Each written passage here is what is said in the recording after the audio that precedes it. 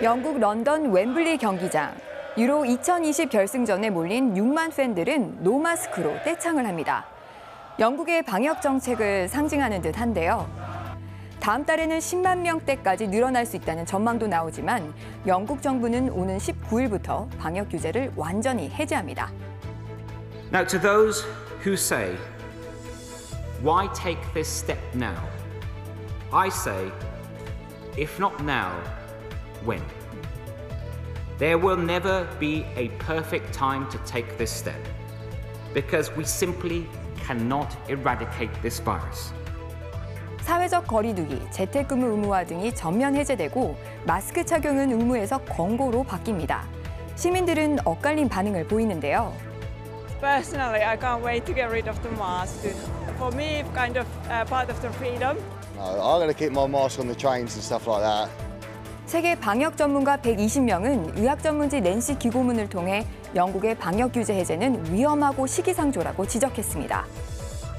Immunologists don't know much about them, the epidemiologists don't know much about them, because the evolution of the mutation of this virus is taking place in real time in the communities.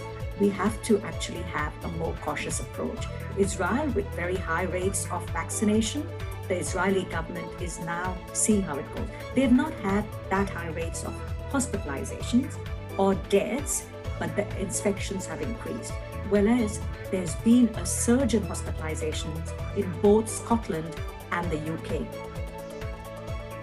아시아에서 가장 높은 백신 접종률을 기록하고 있는 싱가포르. 다음 달이면 접종률이 70% 이상 될 것으로 예상하는데요. 뉴노멀 시대를 선언하면서 코로나19와 공존 전략으로 전환하는 장기 계획을 준비하고 있습니다. With vaccination and with improvement in treatment, we can make SARS-CoV-2 look more like influenza in terms of morbidity and mortality. We are preparing a roadmap for Singapore to transit to such a scenario where we learn to live normally with COVID-19. 신규 확진자보다는 중증 환자 등 코로나19 감염에 위험한 사람들을 중심으로 집중 관리를 하겠다는 건데요. 전문가들은 백신 접종률이 높아지면 코로나19 치명률이 0.1% 밑으로 떨어지면서 독감과 비슷해진다고 보고 있습니다.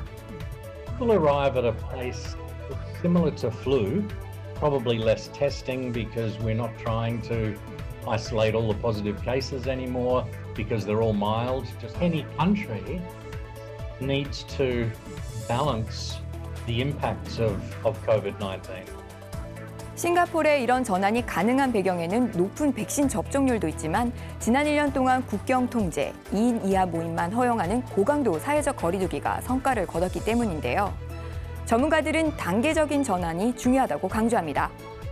Compared to Singapore or South Korea, which have done very well in terms of certainly deaths, and to a large extent the numbers themselves. It's important to discuss it with the public, with the community, let them understand the time frame and help people understand that it's a transition.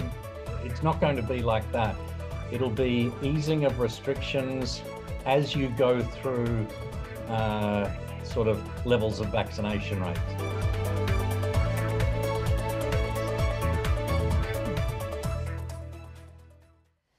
네, 영국은 오늘부터 봉쇄 완화에 들어갑니다. 리포트에서 봤듯이 하루 확진자가 5만 명이 나오는 상황에서 규제를 해제하는 게 너무 위험한 거 아니냐라면서 우려를 나타내는 전문가들도 있습니다.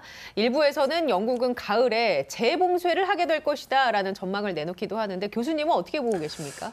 저는 뭐 그렇게 동의하지는 않습니다. 예. 왜 그러냐면은 제가 영국 상황을 좀 가져왔는데요. 리포트에서 보시는 것처럼 영국이 이제 봉쇄 완화 조치를 하고 있지 않습니까? 그럼 한 1,200명이나 되는 전 세계 전문가들이 네. 랜시스에 기고를 하면서 영국의 봉쇄 정책에 문제가 있다 이렇게 얘기를 하는데 저는 오히려 영국 정부 입장 쪽에 좀 가깝습니다. 그러면서 영국 상황이 우리에게 시사하는 바도 있기 때문에 지켜보자 이런 입장인데요. 예. 제가 이 방송 프로그램에서 여러 번 말씀드렸는데 영국의 제일 큰 실수, 지금 보고 있는 거에서 제일 큰 실수는 뭐냐면 마스크를 완만하게 해제해야 되는데 마스크를 먼저 빨리 해제했다고 하는 게 제일 큰 문제지 지금 영국이 가고 있는 방향에 문제가 있다 이런 생각 갖지 않습니다. 왜 그러냐면은 겨울에 유행하는 독감의 치명률이 우리나라인 경우에는 0.1% 정도 됩니다. 예. 영국은 우리보다 좀 더 높습니다. 그런데 영국에 지금 7월 13일부터 7월 18일까지 쭉 확진자를 조사해 보면은 3만 6천 명에서 5만 1천 명, 또 4만 8천 명 이렇게 나오는데 사망자를 가지고 대입해 보면은 치명률이 얼마 정도 나오느냐 하면은 0.1에서 0.15% 정도 나옵니다. 그러니까 독감 수준이라는 거죠, 이게. 예. 그렇기 때문에 영국은 독감 수준이기 때문에 관리 가능하다 이런 생각을 갖고 있습니다. 그렇기 때문에 영국은 이제 저 방향으로 가겠다는 거죠. 그런데 만일에 영국에서 지금의 상황에서 마스크를 계속 좀 더 오래 착용을 했다고 하면은 확진자도 이렇게 안 나올 거고 또 사망자도 이렇게 안 나올 거라는 거죠. 그런데 영국은 봉쇄 해제를 하면서 무엇부터 했냐면은 마스크 해제부터 먼저 했다는 거죠. 그래서 이제 이런 문제가 생긴다는 겁니다. 우리나라인 경우에는 지금 1차 백신 접종이 30%를 좀 넘는데요. 우리나라는 백신 접종이 더 높은 영국보다도 방역 상황이 더 좋거든요. 그럼 왜 그러느냐? 우리는 백신 접종률이 낮을지 모르지만 마스크 착용을 계속 잘하기 때문에 그렇다는 거예요. 그러니까 두 개를 비교하면 어떻게 되냐면 우리는 백신 접종률을 계속 높여가면서 마스크를 계속 어느 정도 착용하게 될 경우에는 확진자를 더 줄이면서도 더 좋은 방향으로 갈 수 있다는 거죠. 그렇기 때문에 오히려 영국의 상황, 영국이 가려고 하는 방향에 저는 동의를 하지만 다만 영국의 상황을 완전히 우리나라가 배우기보다는 영국에서 무슨 실수를 하고 있나 이것을 우리가 충분히 배우는 그런 교과서로 영국을 삼는 게 우리는 좋지 않을까 이런 생각을 갖고 있습니다. 자, 그런 가운데 리포트 속에서 나온 영국 보건장관이 아스트라제네카 백신을 맞았는데도 불구하고 코로나19에 다시 감염이 됐습니다. 그러니까 우리나라의 조선일보를 비롯한 다른 언론들은 이런 기사를 씁니다. 아스트라제네카 2차례 접종한 영국 보건장관도 돌파 감염됐다.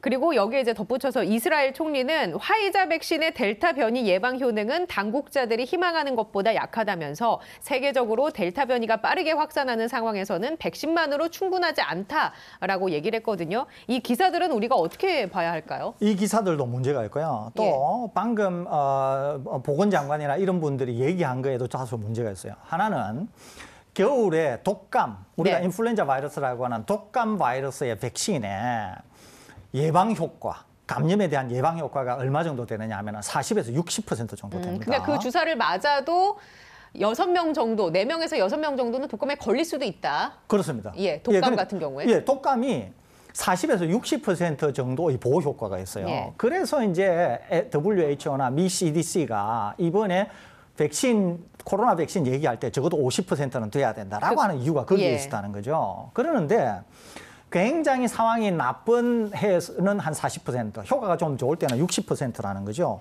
그러는데 이스라엘 보건장관이 지금 뭐라고 얘기하고 있냐면 화이자 백신을 2차 접종한 우리나라에 있어서 화이자 백신 효과가 충분하지 않은 것 같다. 그러면서 뭐라고 얘기하느냐 하면은 아직까지 잘 모르겠는데 대충 예방 효과가 65% 정도 되는 것 같다. 이렇게 얘기를 하고 있거든요. 그러니까 65%면 나쁘지가 않잖아요. 그죠? 동시에 델타 변이 얘기를 하고 있습니다. 그러면서 돌파 감염자들이 막 생긴다는 거죠.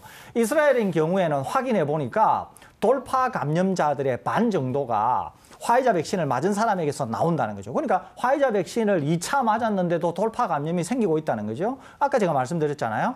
겨울에 유행하는 독감 백신인 경우에도 돌파 감염이 굉장히 많겠죠, 이게. 아까 40에서 60%밖에 안 되니까. 그러는데 코로나19 백신은 이스라엘에서 그보다 더 좋은 효과인 65% 정도를 내고 있으니까요. 그래서 제가 이스라엘에 데이터를 가져와 봤습니다. 이스라엘에 7월 13일부터 7월 18일까지 도대체 확진자는 얼마나 나오고 사망자는 얼마나 나오나 하는 거를 제가 조사를 해봤거든요. 보시면 알겠지만 몇백 명 단위로 나오면서 사망자가 1명, 2명 이렇습니다. 이게. 그러니까 비율로 따지면 얼마나 정도 되느냐 하면 여전히 겨울에 독감 치명률 수준이라는 거죠. 그러니까 확진자가 이스라엘에서 더 늘어난 거는 맞지만 또 돌파 감염이 생긴 거는 맞지만 돌파 감염이 생겨도 뭐라고요?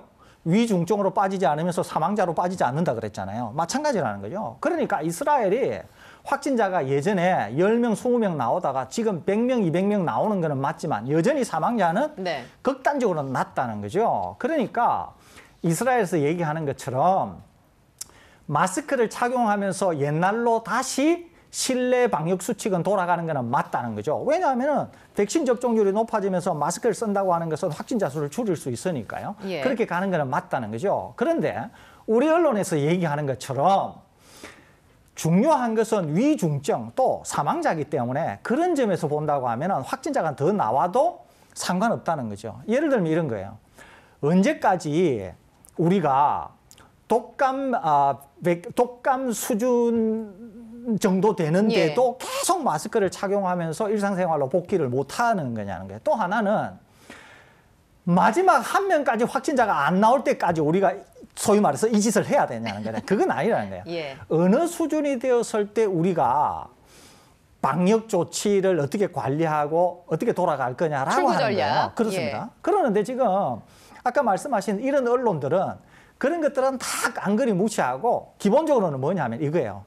확진자가 많이 나왔다. 둘째, 돌파 감염자들이 많이 나왔다는 거예요. 그러면 그거의 결과물은 뭐냐는 거예요. 그거의 결과물은. 그리고 그 결과물이 우리가 통상적으로 비교할 수 있는 겨울의 독감과 비교할 때 어느 수준이라는 거냐. 그런 점들은 깡그리 무시하고 있다는 거죠. 그런 점에서 볼 때 이 보도는 위험을 과장하고 있다. 저는 결론적으로 이렇게 평가하고 있습니다. 조선일보 기사에 담긴 내용 중에 한 가지만 더 여쭤보면 감염병 국제 전문가들 1,200여 명이 이제 서한을 보내면서 그 내용 중에 하나 인용 문구를 썼습니다. 영국의 규제 완화가 백신에 내성이 있는 변이들이 나올 수 있는 최적의 환경을 제공할 수 있다. 라고 경고했다라는 이 문구가 있거든요. 이 문구는 우리가 어떻게 해석해야 합니까? 저는 동의하지 않는데요. 저는 동의하지 않습니다. 기본적으로. 왜냐하면 이거예요. 약물은 단일 표적을 공격하기 때문에 그 단일 표적에 대한 변이만 생기게 되면은 그 약물이 더 이상 듣지가 않습니다. 치료제 작동하지 같은 않습니다. 경우. 그렇습니다. 치료제는. 그렇기 때문에 치료제인 경우에는 오남용을 하게 될 경우에는 언제나 문제가 심각합니다. 그래서 항생제라든지 또는 뭐 타미플루 이런 걸 사용할 때도 주의를 줘야 되는 이유가 거기에서요. 그러는데 백신이라고 하는 것은 아주 중증의 효과를 냅니다. 적어도 이제 항체 면역 또 세포성 면역 거기에다가 제가 말씀은 안 드렸는데 사이토카인이라고 하는 다양한 것들도 있습니다. 그렇기 때문에 굉장히 복합적이라는 거죠. 제가 예전에도 말씀드린 적이 있는데 여러분들 맞으신 소아마비 백신이나 뇌염 백신이나 그 이외의 다양한 백신들 중에 그 병원체가 백신을 무력화시켰다 그래가지고 여태까지 새로운 백신 나왔으니까 백신 다시 맞으세요라고 한 경우가 하나도 없을 거예요. 그거는 뭐냐 하면은 병원체가 백신을 극복한 예가 없다니까요. 그리고 병원체가 백신을 극복하는 사실 거의 어렵습니다. 독감은 굉장히 예외적인 구조를 갖고 있기 때문에 그러는데 제가 언제 다시 한번 설명을 드리겠습니다. 그렇기 때문에 지금 백신을 접종을 자꾸 하고 나서 방역 수칙을 완화하게 될 경우에는 변이체가 나온다고 하는 것은 과학적 사실에도 맞지 않고 오히려 백신을 접종하지 않은 사람은 바이러스를 더 많이 만들기 때문에 다양한 변이체가 더 많이 나올 수 있습니다. 그러니까 오히려 위험성은 백신을 접종하지 않은 것이 위험하지 백신을 접종한 것이 위험을 더 키운다라고 볼 근거는 그 어디에도 없고 오히려 과학적 사실에 맞지도 않습니다. 그렇기 때문에 저는 동의하지 않는다는 말씀 드립니다.